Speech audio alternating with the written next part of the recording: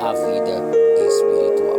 Que bom ter você aí no meu canal do YouTube, no Facebook, no Instagram, louvado seja Deus, no Twitter. Sempre é uma honra poder compartilhar a palavra de Deus aos vossos corações.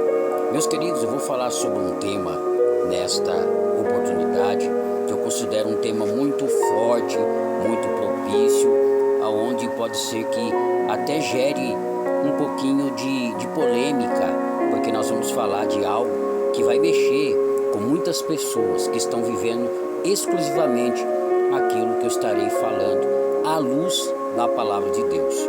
Na verdade, eu acredito que este vídeo hoje ele vai ser um pouquinho mais longo do que os demais, porque o conteúdo a qual nós vamos estar falando aqui requer um pouco mais de cautela para nós estarmos falando e também o tempo para que a gente possa tentar pelo menos concluir aquilo que nós estaremos dando início aqui, tá certo? Então, eu gostaria de ler um texto da Sagrada Escritura. Geralmente nas minhas reflexões eu procuro mencionar somente o texto e já entro logo no assunto. Esse eu gostaria de ler mesmo o capítulo de número 4 de 1 Timóteo.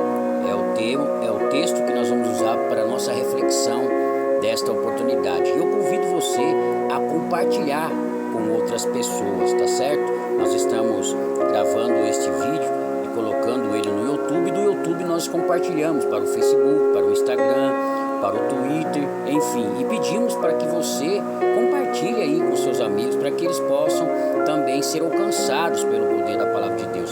E que você nos ajude, que você possa se inscrever em nosso canal.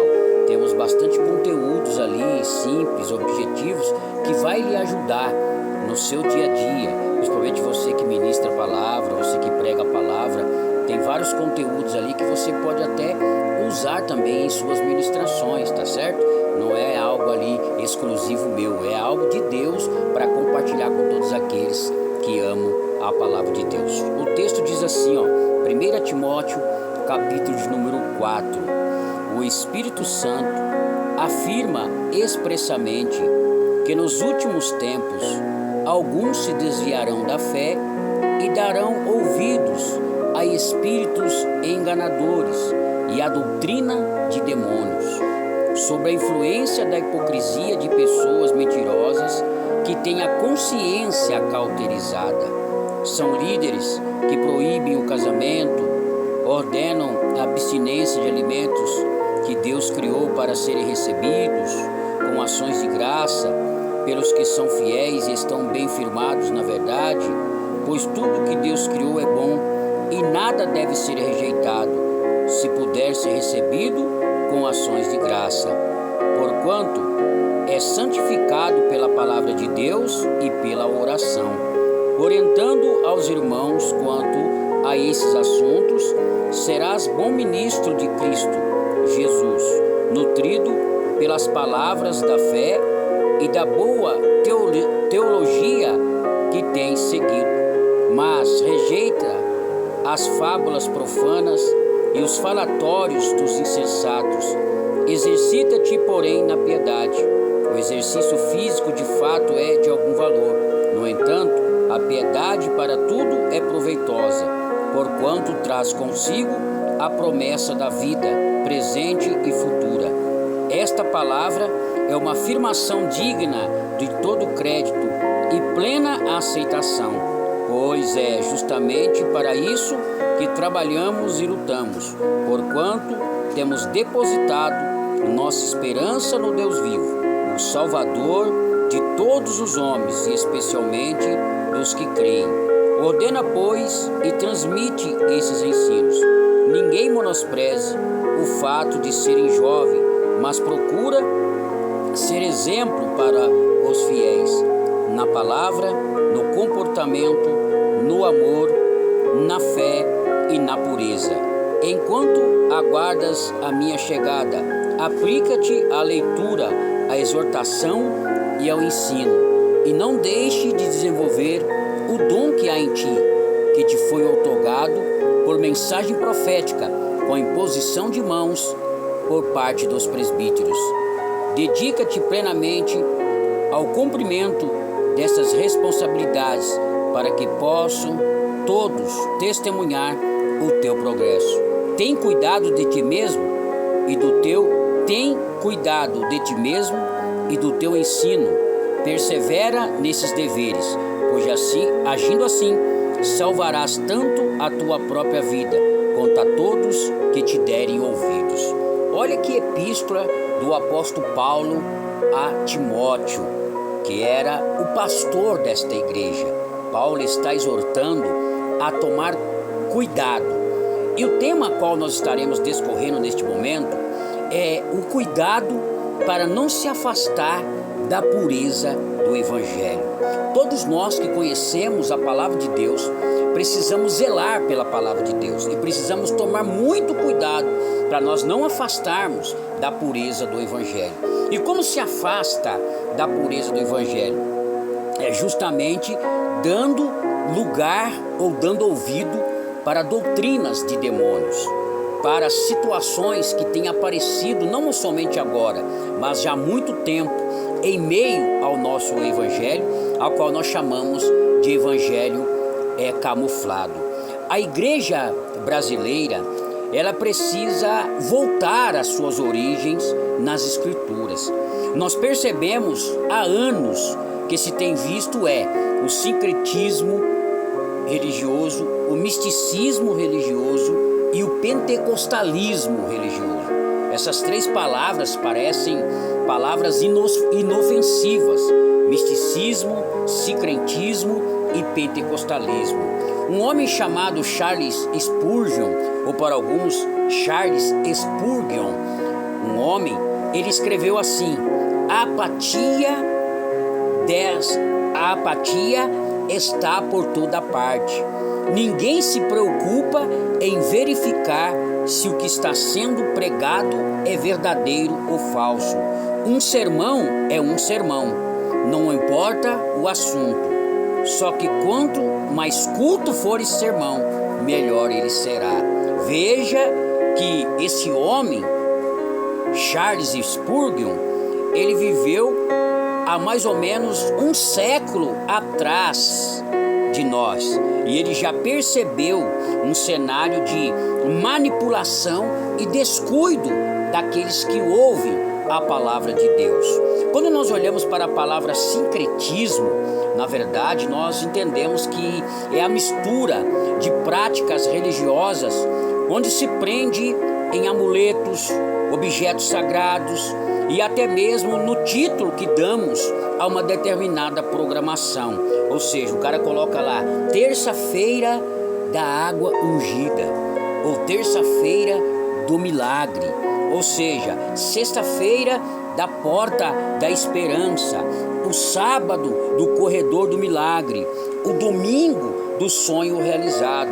Nós percebemos que esse tipo de situações, na verdade, é para atrair os ouvintes como se tivesse uma data programada já para Deus operar, descaracterizando que o nosso Deus, ele é livre para operar em qualquer momento, em qualquer instante, sem precisarmos programar na nossa agenda quando ele vai se programar.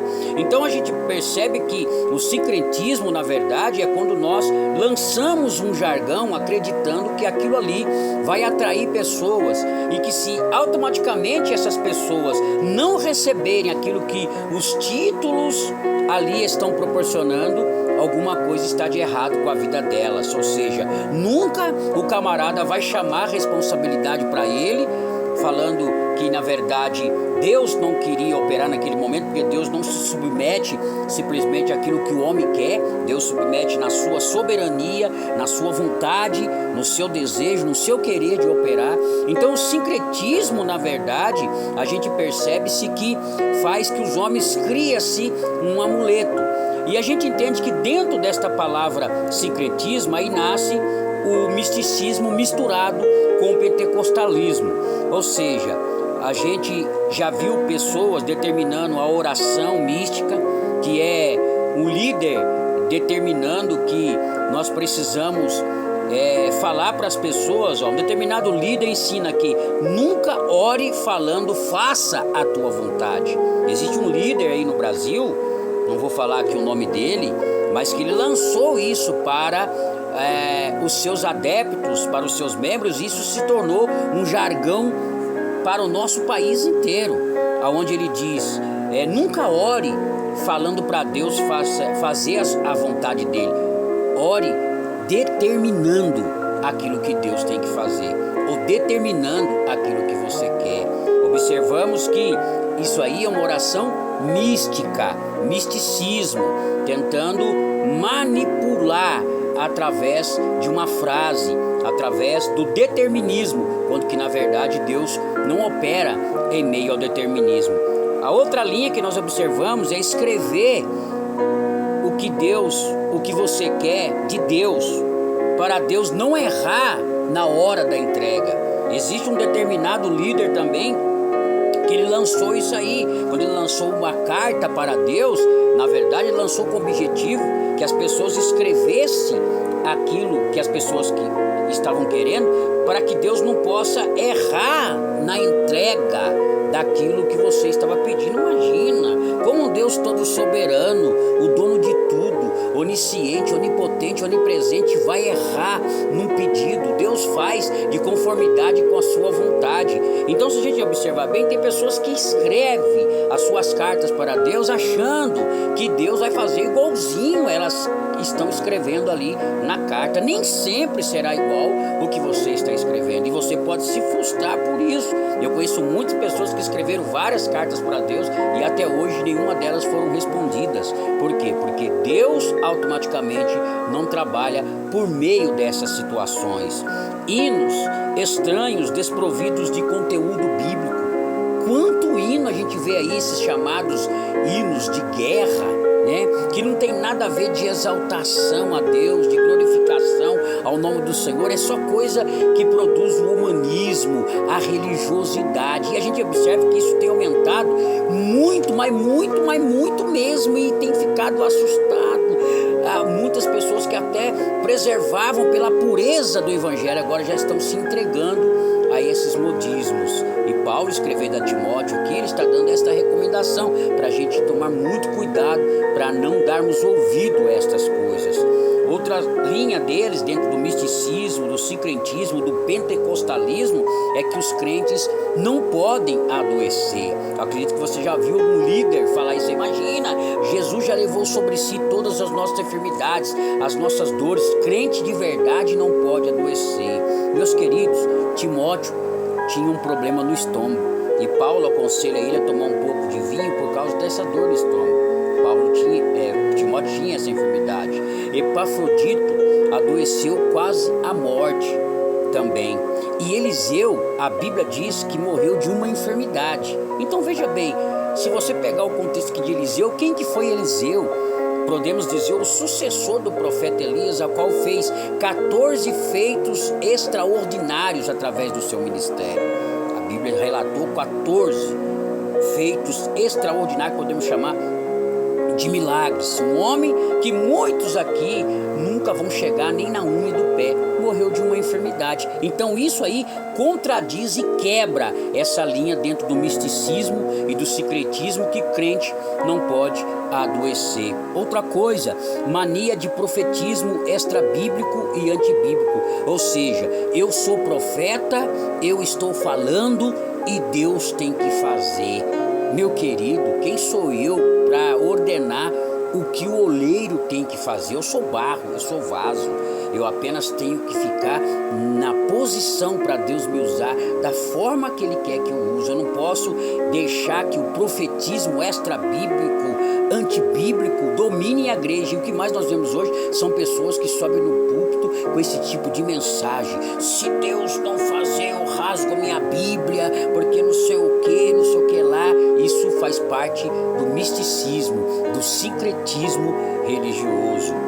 A outra linha, exaltação dos homens. Quantas pessoas exaltando os homens? Ou seja, a igreja só glorifica quando determinada pessoa pega no microfone e começa a falar aquelas coisas repetitivas, que todos os cultos falam a mesma coisa, para trazer aquela emoção momentânea para o coração das pessoas. Exaltação dos homens, onde só querem ouvir determinadas pessoas, com determinadas revelações, com determinadas supostas profecias. Isso chama exaltação aos homens. ênfase demasiadamente no ministério dos anjos. Meus queridos, o que mais nós temos visto de muitos anos para cá são pessoas saindo fora do contexto bíblico para poder bater continência para anjo. Estão vendo o anjo em tudo quanto é lugar. E quando nós vamos para a palavra de Deus, aqueles homens que tiveram o contato com anjos, a primeira coisa que aconteceu com a maioria deles, eles caíram com o rosto em terra. Porque um anjo, ele não tem o brilho que eu tenho. Um anjo, ele não tem um brilho que uma lâmpada tem. Um anjo, ele é celestial. E a cor celestial é totalmente diferente, ao ponto que quando nós somos arrebatados, não sei se você já foi arrebatado no espírito e teve a oportunidade de entrar no mundo sobrenatural, dificilmente você conseguiu ver a fisionomia. Por quê? Porque a clareza daquele lugar é brilho que nós nunca vimos com os nossos olhos. É por isso que a Bíblia diz que aquilo que ouvido nenhum ouviu e olho nenhum viu estão reservados para aqueles que amam a Deus. Olha que coisa, muitas vezes nós estamos vendo pessoas vendo um anjo para tudo quanto é lado, entendeu? É algo que se ficou rotineiro, algo que ficou viciante, quando que na verdade são apenas jargões para chamar a atenção da igreja, para que os irmãos fiquem estagnados, maravilhados por saber que ali tem anjos. Acho que nós sabemos que os anjos estão, a Bíblia diz que ele acampa ao redor daqueles que temem a Deus, eles estão a serviço nosso também, mas isso não significa que nós vamos ficar olhando e vendo eles a todo vapor. Temos que tomar muito cuidado com isso. Louvado seja o nome do Senhor. Pregação mística, ou seja, Deus me deu uma revelação nessa noite que não está na Bíblia. Imagine isso. Como que Deus vai dar uma revelação para mim que não está na Bíblia?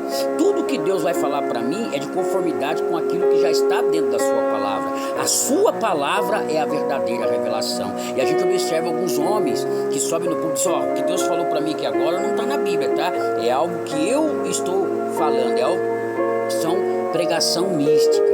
Tudo aquilo que não vem condizente com a palavra de Deus, meu irmão, não é de Deus. Tome muito cuidado com isso. Tem gente saindo da saúde espiritual para viver esse tais sincretismo religioso, esse misticismo, esse pentecostalismo desgovernado. Outra coisa, falsificação nos dons espirituais. Quanta gente mentindo que está tendo dons espirituais, quando na verdade são coisas da sua emoção, do seu próprio intelecto, do seu próprio pensamento, e é necessário tomar muito cuidado com isso. Eu vou falar para você aqui quais são as características de uma verdadeira espiritualidade. Veja bem que nós estamos falando sobre sincretismo religioso, misticismo e pentecostalismo, que estão essas três palavras misturadas juntas. Então nós vamos falar agora quais são as características de uma verdadeira espiritualidade. Primeiro, ela é teocêntrica, ou seja, Deus é o centro, não é o homem. Segundo, coloca o homem no seu devido lugar. A verdadeira religiosidade, ou melhor, a verdadeira espiritualidade, ela coloca o homem no seu devido lugar. O homem sabe que ele é homem e Deus é Deus. Terceiro, ela é comunitária, ou seja, não é algo que é individual, ela abrange e convive com outras pessoas. A verdadeira espiritualidade vai fazer eu agregar pessoas do meu lado e não eu ser o centro de tudo, como aquele que somente tem todos os dons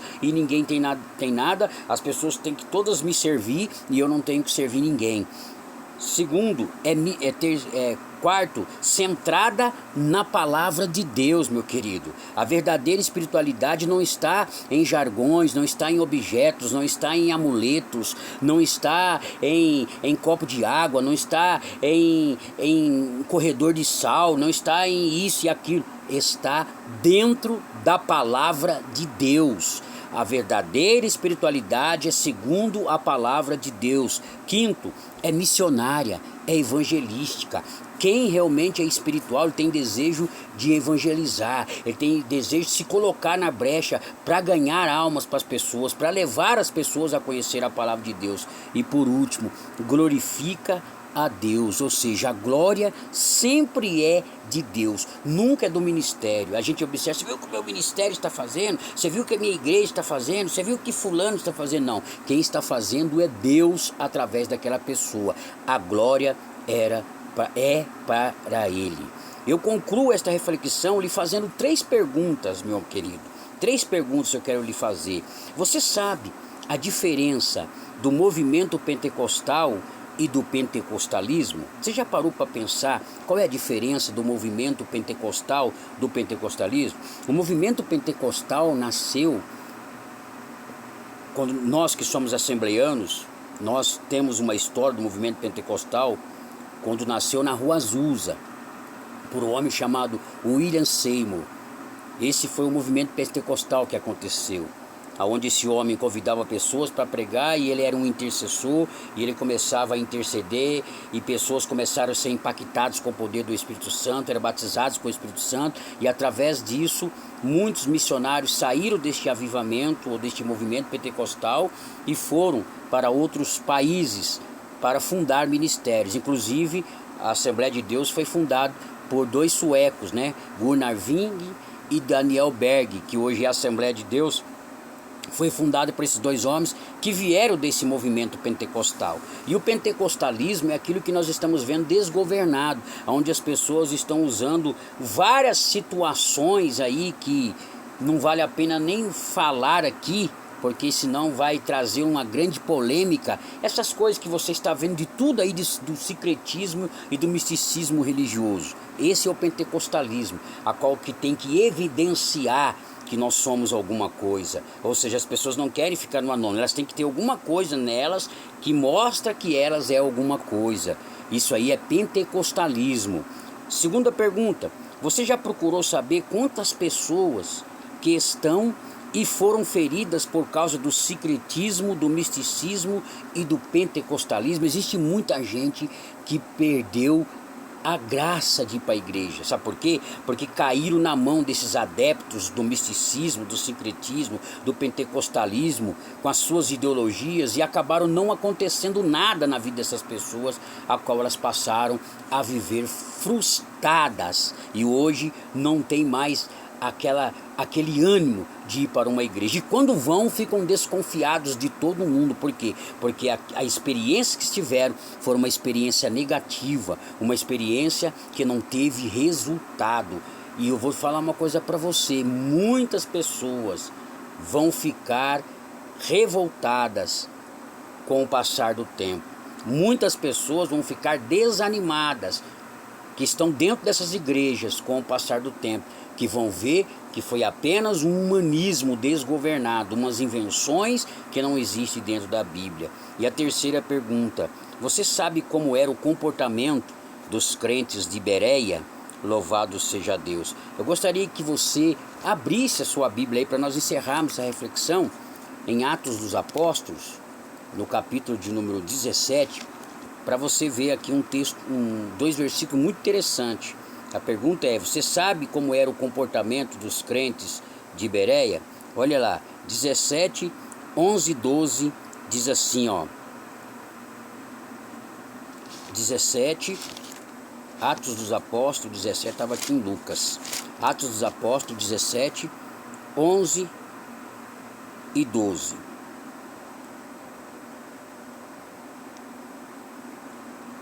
Vamos começar do 10. Então, logo ao cair da noite, os irmãos enviaram Paulo e Silas para Bereia.